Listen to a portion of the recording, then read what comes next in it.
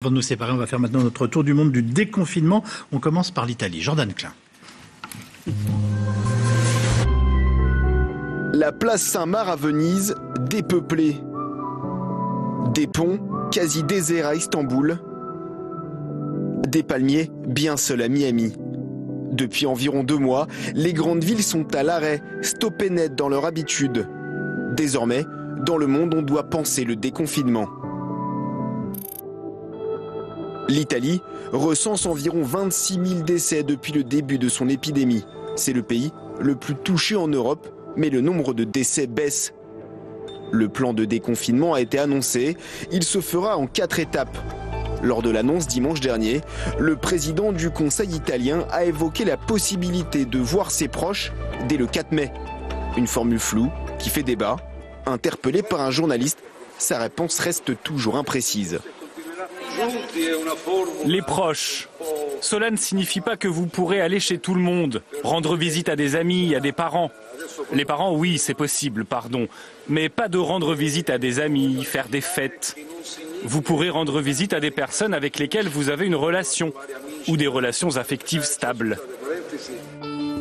Congiunti, proche en italien, est devenu le mot le plus recherché sur Internet dans le pays.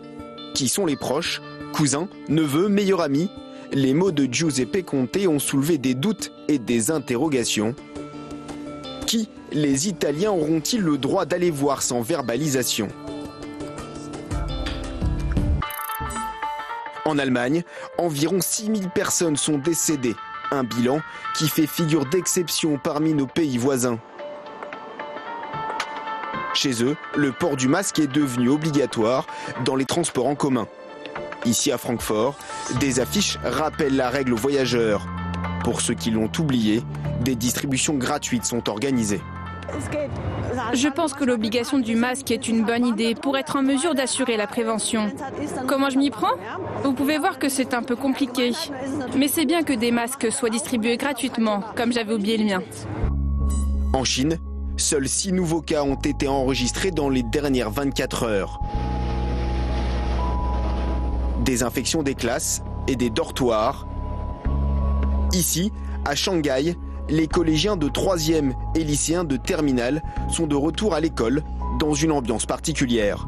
Masque obligatoire, marquage au sol pour la distanciation, lavage des mains et prise de température dès l'entrée et ensuite plusieurs fois par jour avant les cours.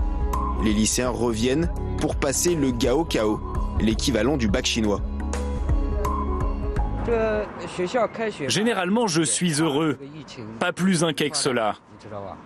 Je pense que l'école s'est suffisamment préparée. Nous avons eu des réunions de parents en avance. Les professeurs ont aussi détaillé les plans 2 semaines avant et c'était bien au-dessus des attentes des parents. Je ne suis donc pas inquiet. Les États-Unis est le pays le plus touché au monde par le coronavirus. 56 000 décès au total.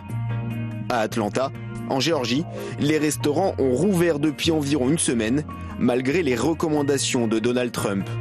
Dans ce dîner, la vie s'installe à nouveau, mais dans le strict respect de certaines règles de désinfection. Je pense qu'on a fait de notre mieux pour garantir un environnement de restauration sûr à nos invités. Évidemment, il n'y a pas beaucoup de monde ici en ce moment, mais j'ai été ravi de voir que des gens sont venus manger tout à l'heure. On a l'impression d'avoir fait tout ce qu'on était censé faire, et peut-être même un peu plus.